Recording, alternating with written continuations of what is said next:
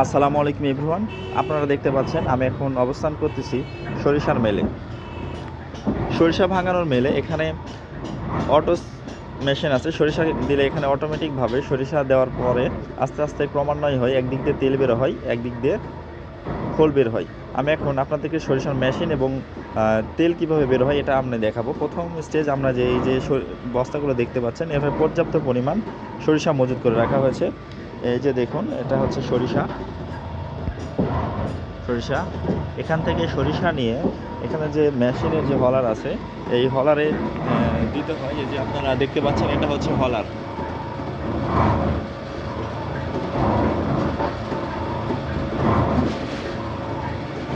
এটা একটা অটো সরিষা ভাঙানো মেশিন। এখানে এই হলারে একসাথে 5 মণ সরিষা দিতে হয়। পর্যায়ক্রমে আস্তে আস্তে এই একদিক দিয়ে তেল বের হয়, একদিক দিয়ে খোল বের হয়। এই যে দেখতে পাচ্ছেন, এখানে হচ্ছে খোল বের হওয়ার জায়গায় এদিক দিয়ে সব সময় আস্তে আস্তে আস্তে আস্তে খোল বের হয় এবং খোল বের হওয়ার পর্যায়ক্রমে আস্তে আস্তে এই নিচে যে জায়গাটা দেখতে পাচ্ছেন, নিচু টাইপ, এখানে যে পরে হয়, পর্যায়ক্রমে আস্তে আস্তে এখান থেকে স্থানান্তর করে এই যে এইখানে নিয়ে এসে রাখা হয়।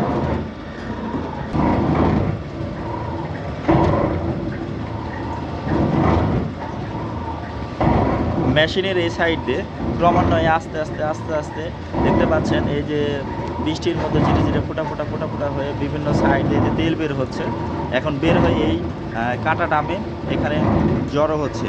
এখান থেকে যখন বেশি তেল হয়ে যাবে বা অনেকগুলো হয়ে যাবে, ডাম ভরা ভরা টাইপ হয়ে যাবে, তখন এখান থেকে নিয়ে স্থানান্তর করে ফিল্টারিংয়ে দেওয়া হবে। এখন আমি আপনাদেরকে ফিল্টারিংয়ের মেশিনের সাথে মেশিন দেখাবো।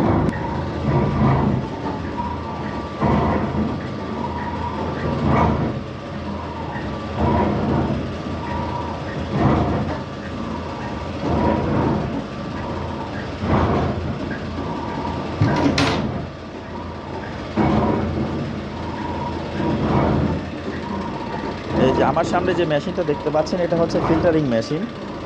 প্রথমে যে তেলগুলো মেশিন থেকে বের হওয়ার পরে এই ড্রামে মজুত করা হয়। এখান থেকে যে আপনার যে পাইপটা দেখতে পাচ্ছেন, এটা হচ্ছে ফিল্টারিং মেশিনের পাইপ। এখান থেকে ক্রমান্বয়ে আস্তে আস্তে তেল গিয়ে মেশিনের মাধ্যমে ক্রমান্বয়ে মেশিনের ভিতরে যাওয়ার পরে এটা ফিল্টারিং হতে থাকে। এই যে দেখেন আমরা ফিল্টারিং কীভাবে হচ্ছে, আস্তে আস্তে এই যে ফিল্টারিং যে নলকাগুলো আছে, ফিল্টারিং হয়ে আস্তে আস্তে আস্তে আস্তে আস্তে আস্তে এখান থেকে বের হচ্ছে।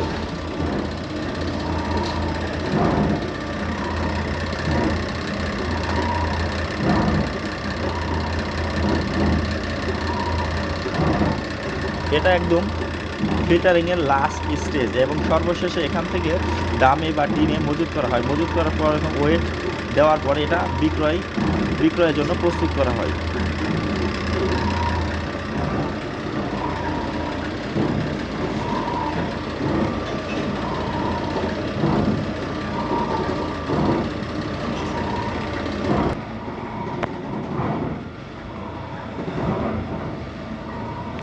বাংলাদেশের মানুষ এখন সরিষার তেল খেতে অভ্যস্ত।